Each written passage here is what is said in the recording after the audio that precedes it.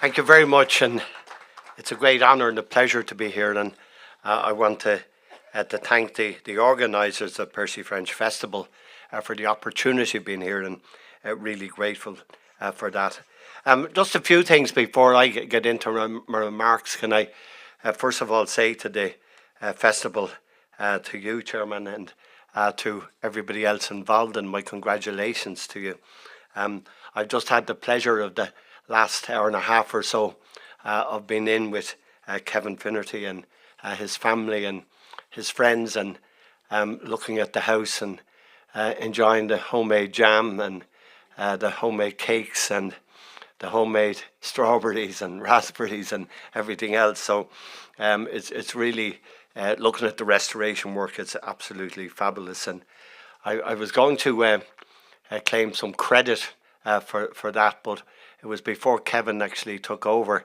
I remember Kevin way back. I think it was probably Terry Layden or someone got me up to it.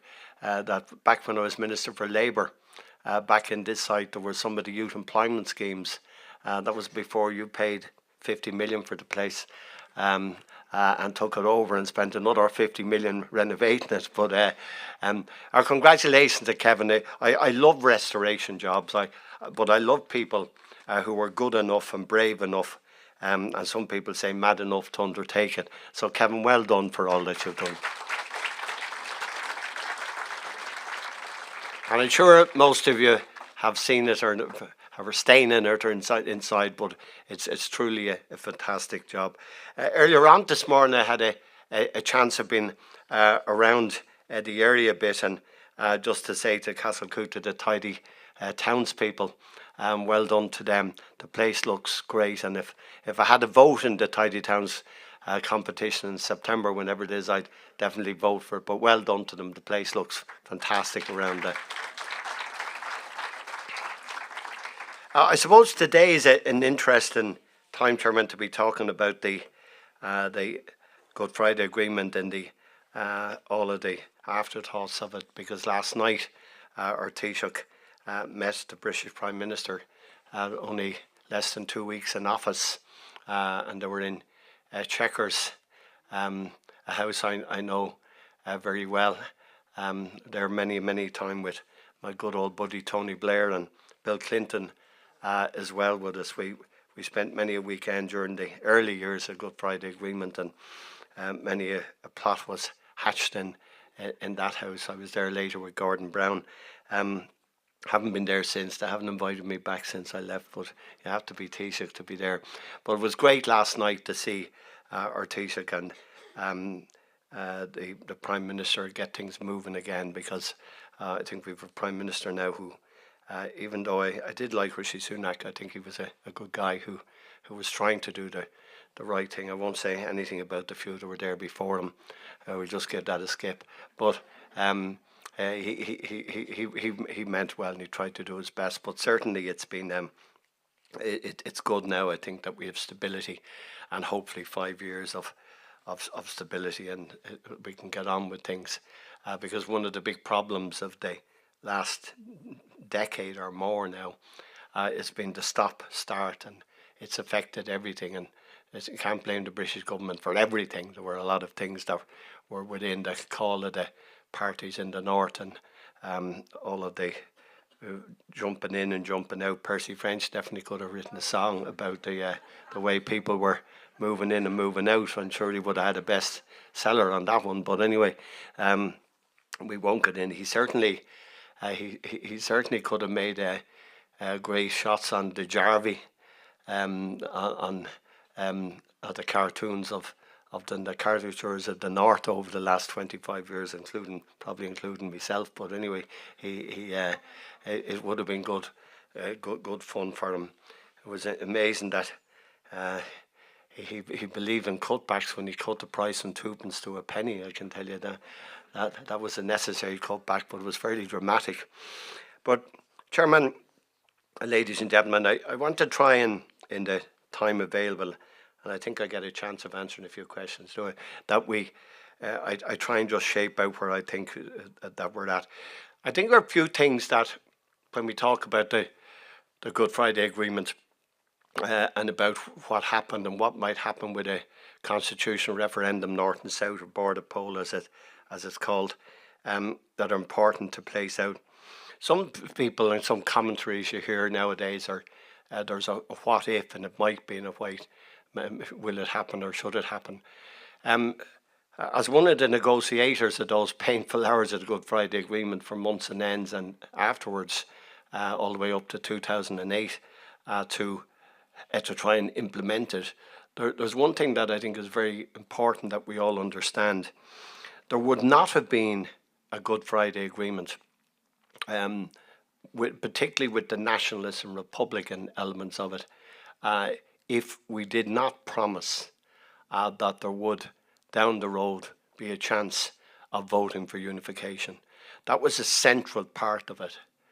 And sometimes now commentators and journalists and others, they speak as if it's a, it might be a good idea.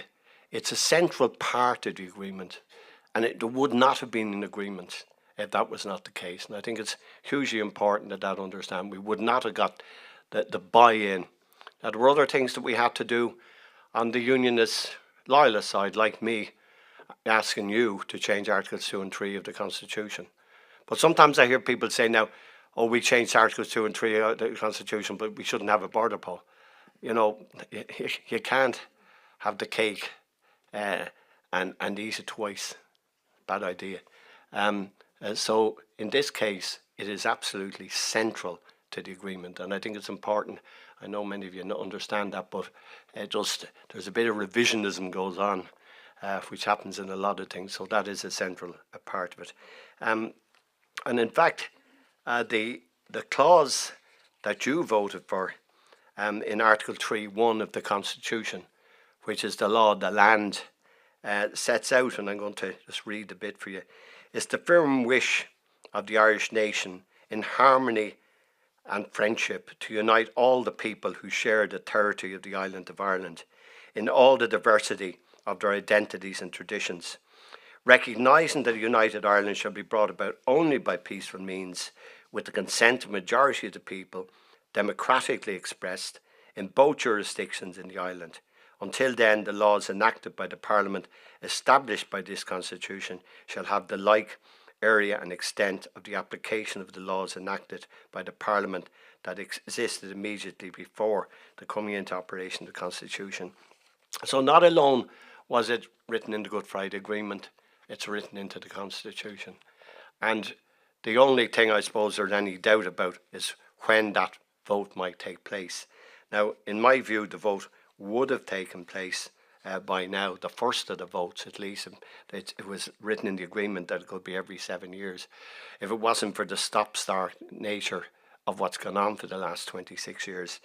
But I think, if I've always said, I think there will be a vote. There has to be a vote. There's commitment for a vote. People voted that there would be a vote. Our Constitution was changed recognising that there will be a vote.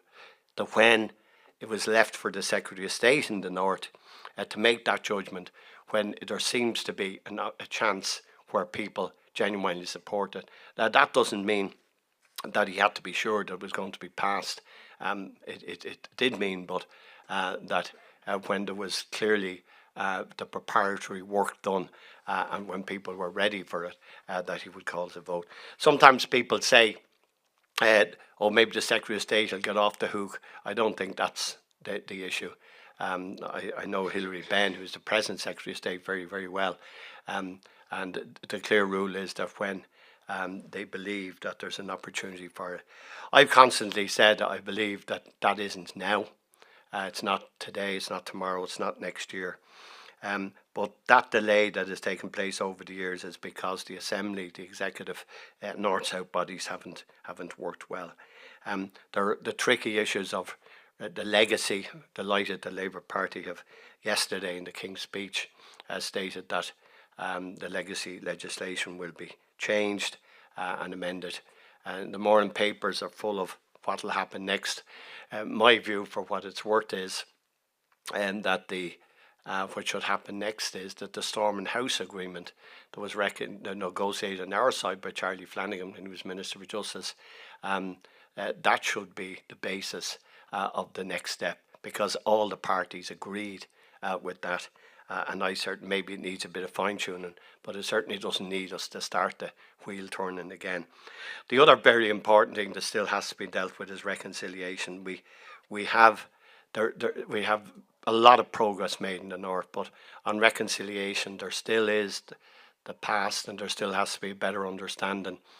Nobody asks anyone who's lost loved ones or lost family members, lost close friends in the 30 years of the Troubles just to forget about it.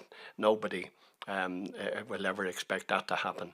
Didn't happen down here following the Civil War for generations, so we can't be looking north and expecting people in the north to forget it. But there is a requirement, I think, for a far bigger effort on reconciliation, bringing people together. And I know that the Percy French Festival have close contacts with your friends in Down, and that's a good thing as well. Now, just on some of the issues this week, and in the last good few weeks, there are several reports out. I've been calling for some years that if we're ever to have a referendum, and not to make the mistakes of several referendums down the years in different countries, that you have to know what you're asking the people to vote for. And we saw that in more recent times in Brexit referendum and across the water in 2016.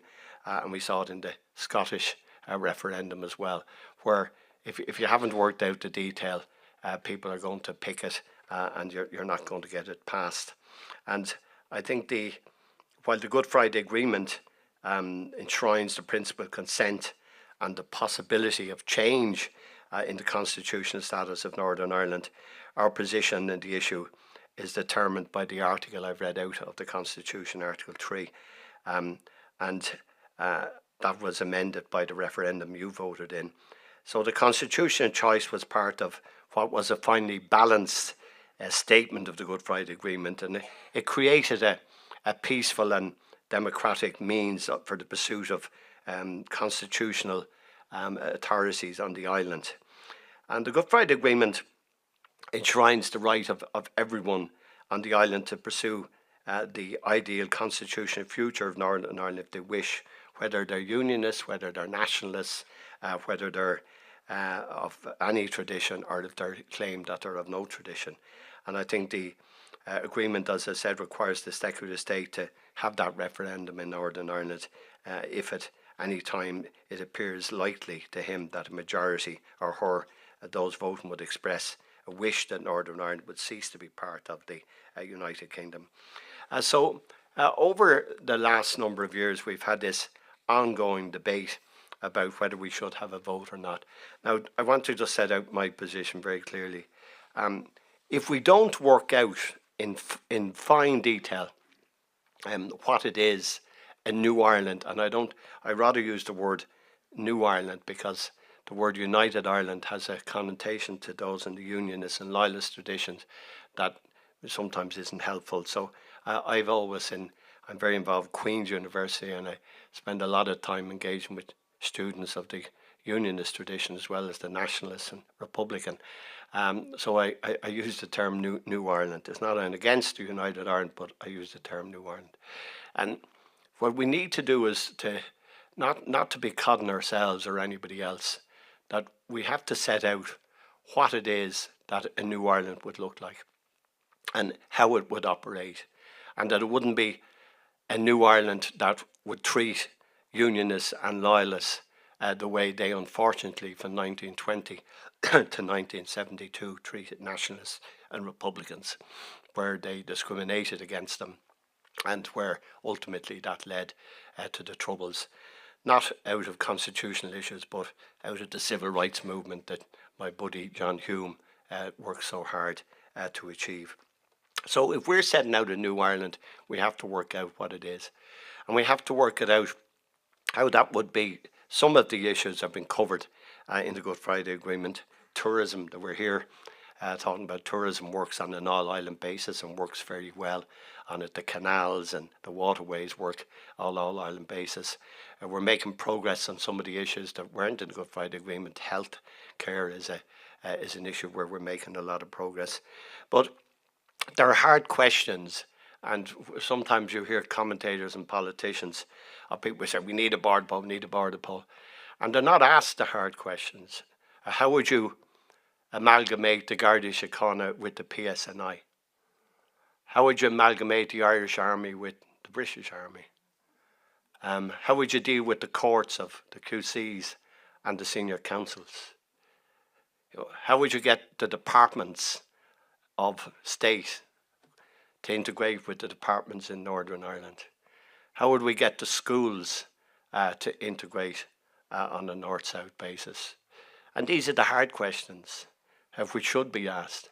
And the question is, and the answer to the question is, we haven't got a bloody clue, because we haven't done the work. And having a vote in the absence, if you're going out there and you're asking me to go down the road here to Terry Laden's ballot box and to vote for something, I want to know what it is I'm voting for, and so do you.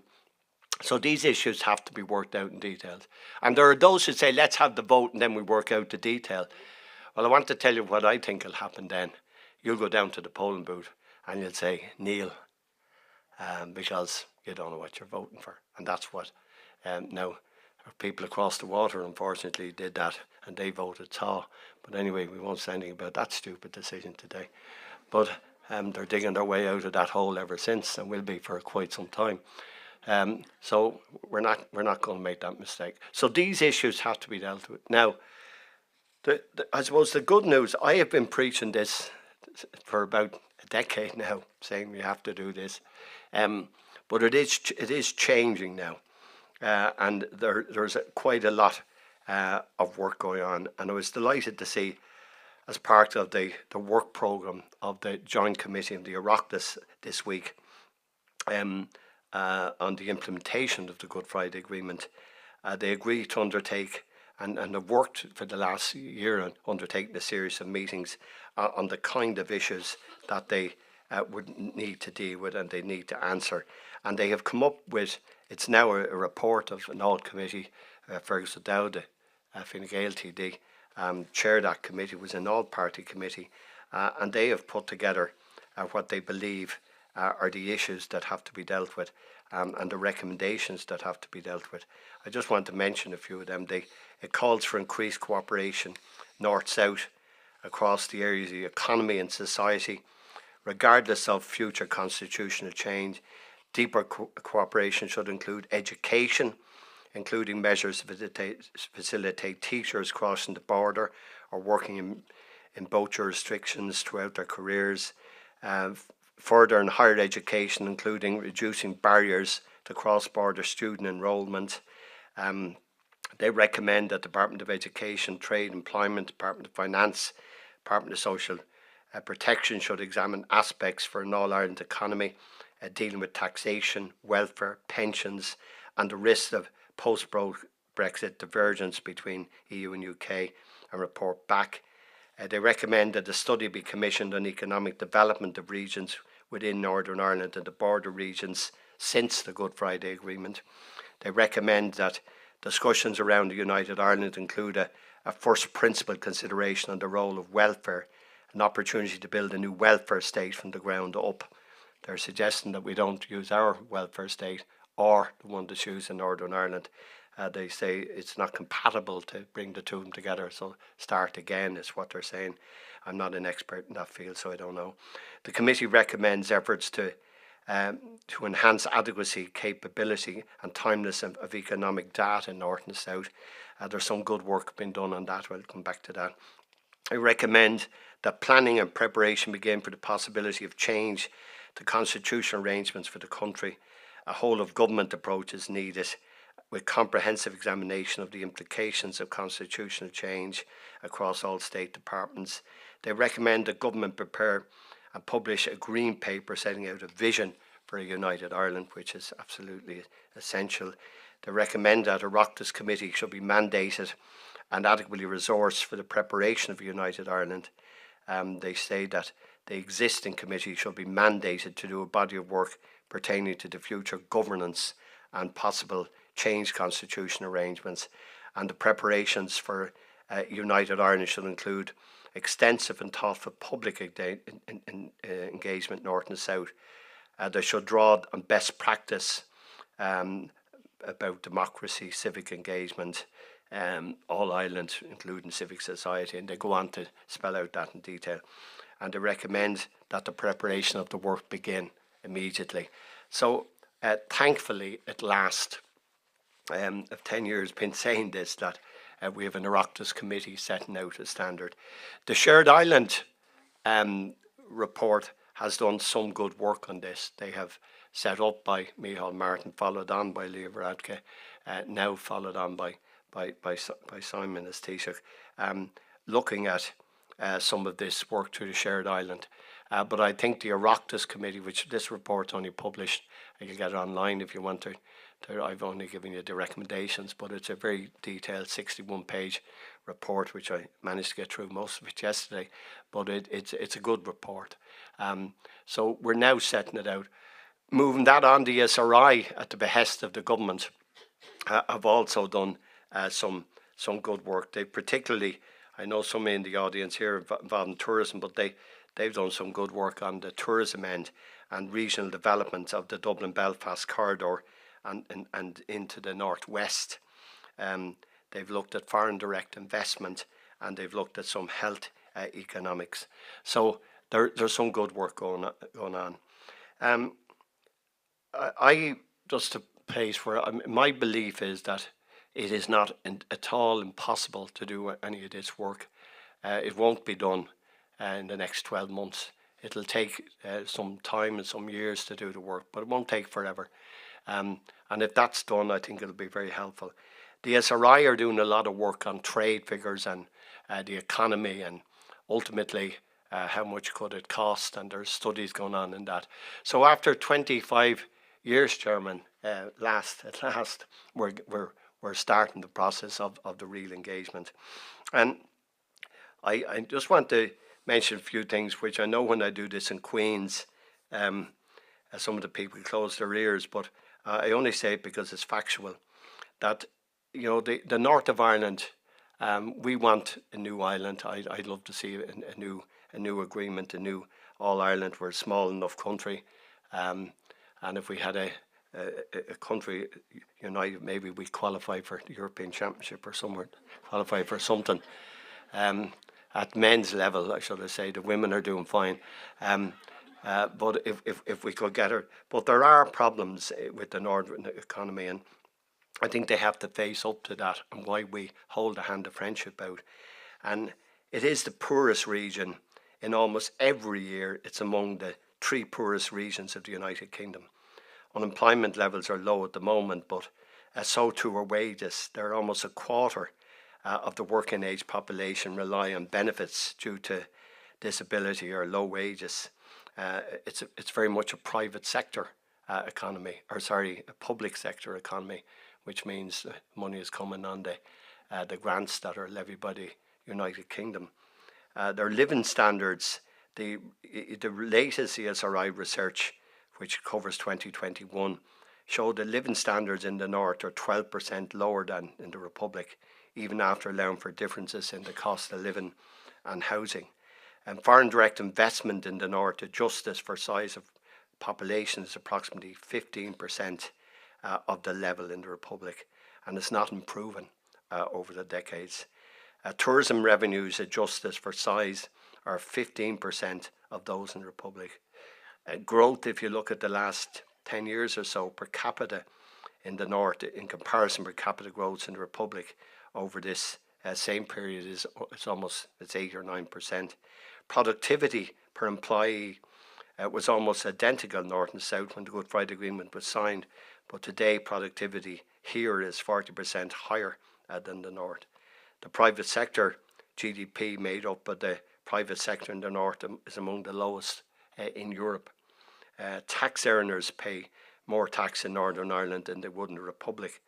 Now the top earners pay significantly less in the north, but if Northern Ireland used the Southern tax and PRSI system, it would collect 700 million more in tax. Education outcomes are poor by European standards and lower than they are in the Republic, with less children going to preschool, finishing second level and progressing at the higher education. They still have what we used to have here back in the 80s, people dropping out quite young. And the health economies, although the health system, both north and south, undoubtedly have significant weaknesses, they have great things about them, but they have challenges, as we all know. But if you compare the data between both jurisdictions, preliminary analysis suggests that health waiting lists are far longer in the north for both GPs and hospitals. So I give you those headline figures because they are the reality, and they are the reality of why people in our northern counties would want to negotiate these issues with us. And it's not all about constitutional issues. Of course, we have to accept, and this is the big point, we have to accept that there are people in the north that don't want anything to do with the south, that their allegiance is to Westminster, to the royal family, and they never want anything to do with us. But I think the challenge for us in the decade ahead, or maybe the decades ahead, is to convince those people that for a lot of the reasons I've mentioned, for the studies that are underway, that there is a good proposition for us to build a new Ireland into the future. They say that this island in the next 30 years, that we will probably be close to 10 million people. So we won't be that small, won't be around to see it, but we can see how the population is driving. When I was Minister for Labour back in 1987, when I came into the government, I was there as Chief Whip, but when I came into government as Minister of Labour, we had 900,000 people working in the Republic. Today we have 2.7 million. Our population was about 3.6 million. Now it's over 5 million. And in the north it's over 7 million. And it's grown exponentially every year. So, you know, we won't be a small place for the next generation or the one after it. So it would make a lot of sense for us to have an island economy and a strong island economy.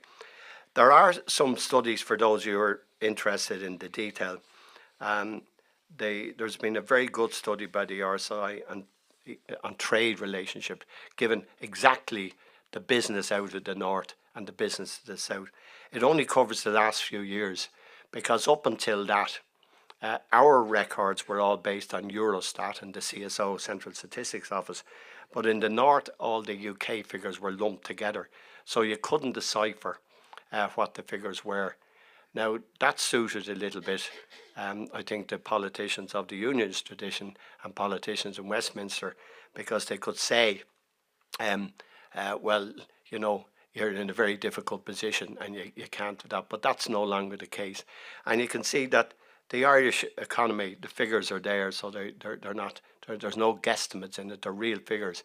You can see that the economy in the south offers a lot of opportunities for the north. You can see the amount of imports or exports from the south into the north. You can see the amount of trade there is across trade.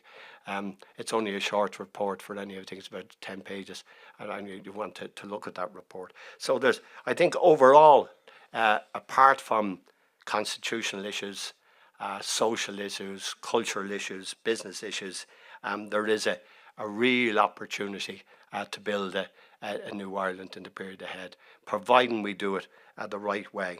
And that is to do the research, do the work, look at the problems, be honest with the people. So before we have any kind of an election on it. Now, I have to say, people politically are changing. A few years ago, people were saying, aboard the pole, aboard the pole. They were like bloody budgies, saying aboard the pole, aboard the pole. But they've moved away from that. It's only when they get excited now they say that. And I think it's now they've realised that, you know, there's work to be done. And I'm not saying that in any critical way. I just think the factual way, that if we're going to do the work, we must do the case. I believe it's possible. I think there are difficulties doing a lot of it is, but I do think it's doable if we set about doing it right. I want to just finish, Chairman, and say that in the meantime, I've spent a lot of time with the people of the Unionist and Loyalist, Nationalist Republic traditions in the North, involved in a number of groups in the North, and I spend a lot of time talking to them. I know the politicians of East Belfast as well as I know the politicians of West Belfast, and they are sceptical, and you can understand that their tradition. And even though I was delighted to see the 12th last week went off, and unless you looked at your calendar, you wouldn't have known it was the 12th. We all grew up at a period where you were worrying about it the week before, and then you were looking at the consequences the weekend after. Other than two gangs up there throwing stones at each other, which can happen in my old constituency back in Dublin any night of the week. There was no great difficulties, and you can't blame the Orange Men or the Apprentice Boys for any of that, in fairness to them. So I think I wish they didn't make the bonfire so tall, but anyway, apart from that, so I think they are listening, and they are looking to what's going on down the south. I rang one of my Unionist friends the other night from Armagh, and I said, wasn't it great to see 50,000 people from Armagh come down to Dublin all dressed in orange just to celebrate the 12th? Took me a few minutes to work out that Armagh do wear orange, but anyway, it is good that we can move on a little bit. But I think what we can all do, and you're doing it here in the Percy French Festival, which are ties with the people in Down.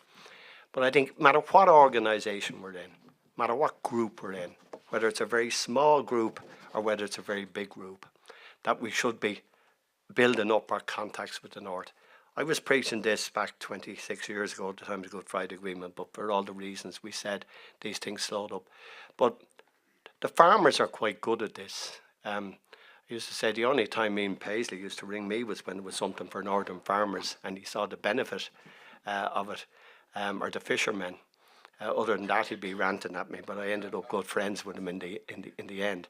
But I think the farm groups are good, and I think some of the other groups are quite good as well. You see, IBEC now, the CBI in Britain, are beginning to work. Danny Mackay, who's the head of IBEC down here, is holding out the friendship with businessmen in the North, because businessmen in the Unionist tradition are good business people. I think that's been, men or women, it's been recognised that they're good at business and they understand whether it's punts or sterling or dollars, they're good at it, and the best look to them. Many of them have built very good businesses. So I think we all need to be trying to do that, but we need to do it in every organisation. And we need to try and build up the contacts. And even if you see the debate at the moment about Casement Park, you're not getting the unions and loyalists giving out hell about the fact they don't want to spend the money on it. But though I can't understand how it's gone from 50 million to 500 or 200 million. But anyway, that's another day's work. Obviously, someone is ripping off someone. Our Casement Park has got bigger than the last time I walked it. But if we build up those contacts, but north and south, if we build up doctors, nurses, all the professional bodies, the legal professions, and the more and more engagement there is, the more they're seeing us, and they're seeing the men and the women, they're seeing our education system, I think that's going to change minds, because ultimately, as John Hume said, it's all about the hearts and the minds, and you have to do that by persuasion. And I think we have to do, if we're serious. Might be some people here saying we never want anything to do with them, as there's people up there saying we never want anything to do with us. But if we're serious, I think it is that intense engagement, explaining our position, cooperating with them, being friends, and show that we treat people as equal. That's how we'll get a new Ireland. And as I've said, I believe it is really possible. I believe it is doable. Once we're honest, we're straight, we deal with these issues at Seriatim, where we take them on and deal with the hard questions, not talk nonsense about calling for a poll when we know damn well we're talking nonsense. And if they don't, then they have another problem. But so I think we really have to build up this relationship. And if we do that for a decade, it'll change. And it has changed a lot. I can walk through East Belfast now and people are nice, You will get the odd arb about something. You're never asked about how Dublin football is doing, unfortunately. I usually get stick about Man United, but there will become the day where they'll... before Ian Paisley died 10 years ago, he sat at our table one time, and the whole discussion was about the All-Ireland final the previous day. And to everybody's shock and horror, he was able to answer a few questions about it. So even though they let on they don't watch it, they're secretly are, you know. So they'll be all in there watching the hurling final on Sunday. I know it for certain.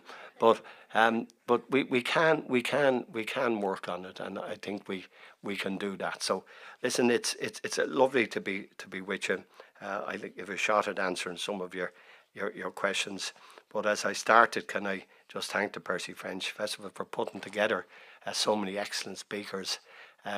Later on today, you're going to get maybe my good friend Don Baker, who I've been involved in many projects over the years with. Back in town, we worked on Temple Street Hospital and other programs. And Don Baker is one of our great musicians, great artists, and great people. So you're in for a good evening. And if you're good, I swear to God, the kitchen has massive food in there for later on. So have a good time. Thanks. Okay. We'll take questions in a moment.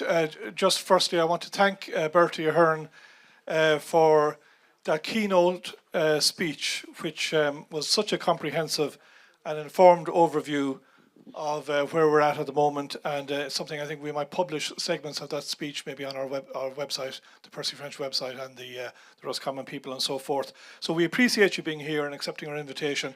And given that Bertie Ahern is one of the main architects of the peace process, it was great to get this insight in 2024 of where he feels the process is at. I think people of all political persuasions or none would acknowledge the huge commitment that Bertie Ahern gave to the peace process for so many years and continues to do so. So thank you. So I'm going to hand it over to the audience now and for some questions. This gentleman first. Thank you very much, ex-Taoiseach Bertie. Thank you. Can I ask you, you get the impression from watching the media that the middle-of-the-road parties, I'm talking Fine Gael, seem to want to put off the border poll issue. And I feel that part of that is that the further they can kick it down the road, the less likelihood there is of social backlash up the north. What would be your opinions on that? Thank you. I think the problem is that it would have moved on an awful lot even in my time. We hoped in '98 that we'd be able to get the north-south bodies up and running and get moving very quickly, and we made concessions to David Trimble at the time. But it was the end of '99 before we got the institution signed and the constitution amendments signed up. And then David Trimble got into trouble, and then what were the extremes at that stage, Sinn Féin and the DUP came in, and then we had to get that working together, the Martin McGuinness and Ian Paisley going, and then Ian came out and then went on. So there's been so much change and so much flux that a lot of time was lost. Now, I do feel, to answer your question honestly, I do feel that in the last number of years we could have made far more progress doing a lot of the things that I was calling on for years to do, because it hasn't changed. I won't repeat them again, but the issues I mentioned there are all ones that were there 10 years ago. And I would have hoped that they would have been worked on. Anyway, it's no good moaning in this life, so it doesn't get you anywhere. At least we're at a position now where the government have the Shared Islands Unit working for a number of years, and it's doing good work. And it's putting investment into the North, the A5 and other projects. We have the SRI, which are a very fine body of researchers and very good people commissioned who are doing the studies. And then most importantly, just this week, the Oireachtas, I've been in front of that Oireachtas committee, urging them before they were formed to form a committee, but now coming out with their report. It's not their final report, but it is their blueprint of what should happen. So I think, at least having lost a lot of time, we're now in a good position. Now, I suppose the other bit, let's look across the water. There was no appetite by the Conservatives to engage in any of this. And any chance they could, they threw cold water. And in fairness, they said they were the Conservative and Unionist party and they believed in the union, so they weren't going to do anything for us. And they take the same view as they do with the Scottish Nationalists or Plaid Cymru in Wales. So there you had the two opposites. But at least now, so I do hope, okay, it's almost election here, whether it's before or after Christmas, that you're not going to see a lot. But I'd hope whoever is the next government, that they now have the Oireachtas and they will start doing this work. And it probably will take a few years. It's not going to be done in a year, let's be honest. Some of the bigger questions I outlined. But I do think we can get on with it. I agree with you, we've lost time. But we are where we are, as they say, and we might as well get on with it now. This lady here and then the gentleman behind her. Thank you. In view of the vibes emanating from Keir Starmer and Hilary Benn at the moment, the vibes of friendship and resetting and cooperation, and the attitude and conciliatory attitude of Michelle O'Neill towards Westminster in her going to the coronation, is it maybe time for Sinn Féin to reassess their attitude towards taking their seats in Westminster? Now that they have 7 seats, I think, in Westminster, we've all had to eat bits of humble pie, and maybe it's a time to work from the inside rather than standing on the edges. Well, if I asked them to do that, they'd probably never do it. So we better not. Though I don't think it'll matter much for the next 5 years if they turn up or not, because the majority is 171. So, but I do think, on the serious end of it, I do think it's important that nationalist Republican voice is heard in the British Parliament, and the only way you can do it is people turning up, and the SDLP have two, Claire Hannon and their leader. They're doing a good job, but ultimately I'd say that's a decision Sinn Féin will make, my own hunch, but I don't think they'll make it too quick. I mean, there's all kind of historical connotations that they have about that, but I do think ultimately, if you're elected to a body, it's a good idea to turn up to say your piece. You know? Okay, thank you. A gentleman here on my right. Your mention of Armagh coming to Dublin dressed in orange shirts is obviously very welcome, provided they didn't kick Kerry out of the championship.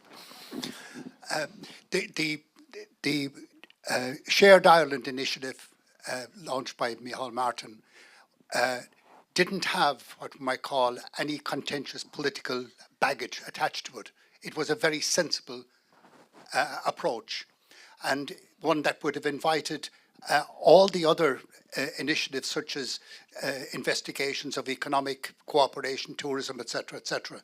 Is there a danger that if the field is overcrowded with similar sounding initiatives, that we won't know whether we're coming or going? I mean, it isn't that I'm criticising the all-party committee's work, but would it not be better if that was seen as a contribution to the Shared Ireland initiative, rather than a completely, that sounds like a completely separate one? No, I take your point. The Shared Ireland initiative has been a softy approach to try and pull people in. It has been relatively successful, but where it hasn't been a success, that none of the unionists or loyalist parties will go near it, which is a pity. And even in some of the cultural bodies, which I thought they could have participated. So I think probably that's gone on. I think that work should go on because it's pulled in a lot of groups, and Micheál Martin has invested a lot of time in it. So I think it will it will go on. And there's good money in it too for some of the projects, so that's usually a good appetizer for them to pull themselves in. When you get the pity about unionism, and I get on very well with a lot of them, and Peter Robinson I would consider a good friend. I would argue with him all day, but anyway, we're good friends. We'd argue in a friendly way. I say, Peter, will you not sit down and discuss the easy elements of the All-Ireland business? Let's talk about, he's a big Tottenham Hotspur supporter. I said, could we not talk about a United soccer team? And because I think that might get him in because he's a Tottenham supporter. But they take the view that any engagement at a senior level with us is the bar of a slippery slope, which is a pity. So, and I said, Peter, would you not come in and tell us why we're talking rubbish? And tell us why it's all wrong, and you give us what the union is and why the union is great. Now he won't do that because of the figures I just gave you, and they're just they're all, every one of those figures I gave you are figures from Eurostat figures or from British figures, so none of them are my figures. Every one of them are the official figures. So they know those figures, so they don't want to get engaged in that either because it shows the problems they have, which could be remedied, and the disparities they haven't been with the United Kingdom all these years. So that's the pity about it. So I'm afraid we're left in the position, which you're totally right, is not the best position, where you'd rather be in the room with them and we deal with these issues here we got. But I'm afraid for the foreseeable future, we're on our own doing the preparatory work. They just will not engage because they think it's a trick. And if they don't think it's a trick, they think they lose the argument. And that's the unfortunate position. So we're left with no other position than to carry on with the work. Bertie, weren't you involved in conflict resolution? Well, there was a very serious or important one resolved in a field near Jones's Road last Saturday fortnight. And after Mass in Ballygare last Sunday, I met up with a real true blue dub. Actually, he fled the big smoke for Newbridge, and I knew he wasn't himself. And I went over to him and I said to him, I says, wasn't it just the fortnight it happened? And it just the fortnight happened. He says it was. And I says, gee, to say it takes a fortnight to get over it. He looked at me and he says, Jeannie Mackey says, it takes a lifetime. No. To be honest, we had a meeting of Dublin GA earlier on the year, and they said, listen, we just can't keep winning this. We have to give somebody else a chance. So we rang our ma and we said to our ma, do you think you could seriously beat Kerry? And then the two of us would be out and then we'd be happy. So now my holiday home is even ruined. Kerry are out too. We have another question here from this lady.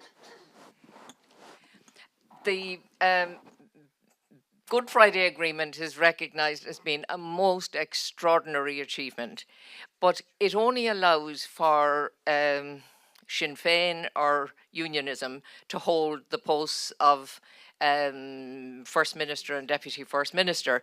Is there any way at all, is there any mechanism by which it can be revised to accommodate, let us say, the possibility of alliance holding the, the top posts, etc.? The answer to that is yes. I mean, there's a review clause in the Good Friday Agreement which we purposely put in because we reckoned that what we were doing in 97, 98 wasn't going to be applicable in 10 years' time. So there's only been one review. That was the one that got Paisley in the DUP in 2005.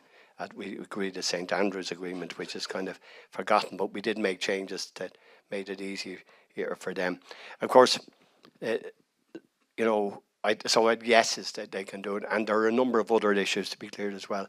But funny enough, it's gas how things change. At the start, when it was Trimble and Seamus Mallon, both of them gone to their eternal reward, and two good friends of mine that I really enjoyed a lot of good time with, that they both were quite happy to say it was a joint post, and it was deputy minister and first minister and deputy minister, and they were happy with that. Martin McGuinness, to kind of get Paisley on side, cleverly kind of said, well, you're first minister, I'm deputy minister. He did that tactically and did it to be helpful, in fairness to the man.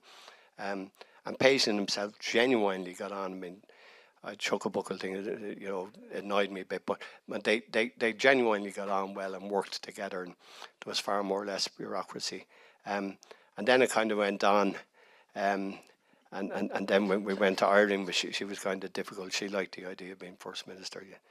You know, sometimes women are that way, you know.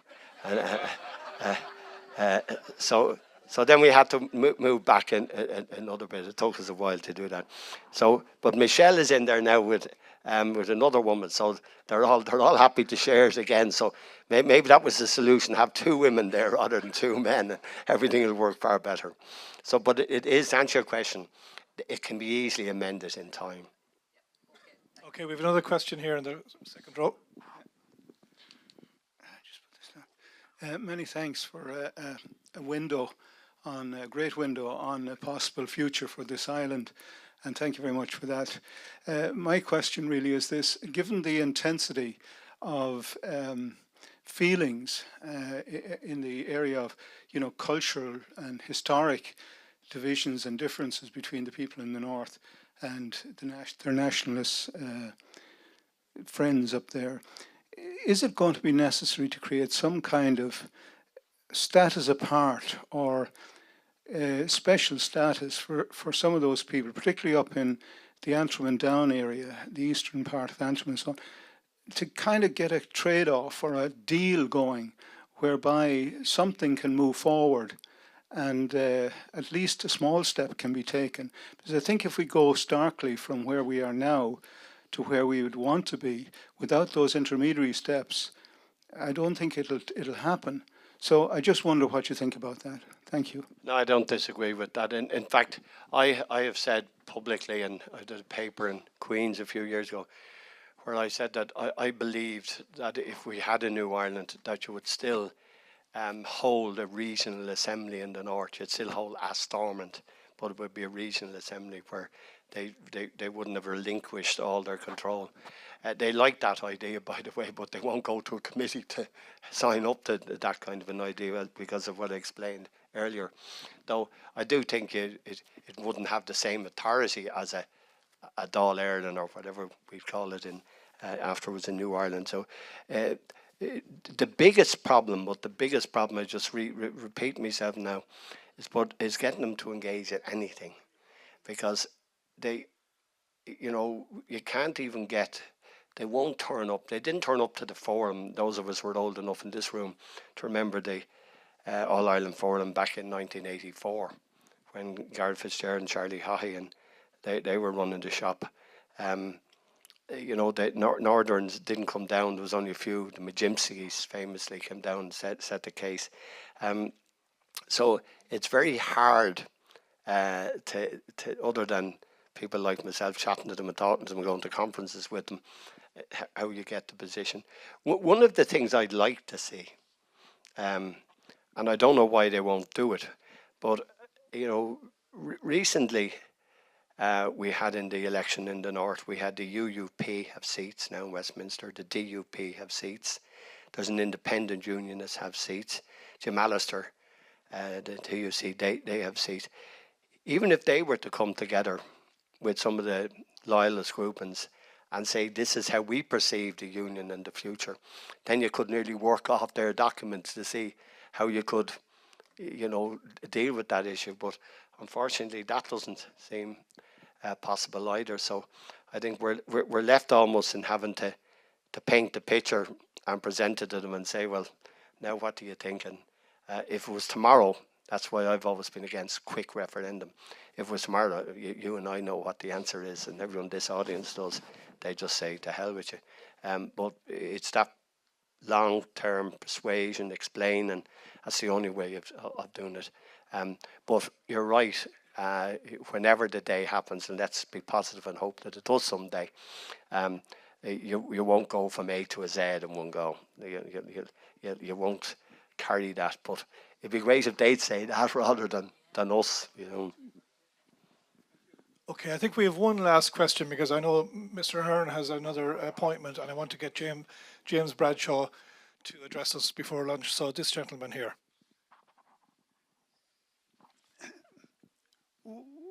When it's available, would you put your name forward, President of Ireland? Only if everybody here would vote for me. No. We'll see another day for that debate, and we'll see what happens. I'm getting older, getting slower. You know. But anyway, I'm trying to get on the Dublin team next season. They need a few new fellas. But I want to thank James Bradshaw for letting me in on this lot. I want to appreciate that. And listen, have a great few days. This, as I said at the start, this is a beautiful, beautiful location, and well done for all that's been done and achieved. And it's lovely to be here. And I just wish this success, this conference, I think you're 16 years on now, to wish it ongoing success. And it's an honour to be here and an honour to be participating and answering your questions. Thank you very much.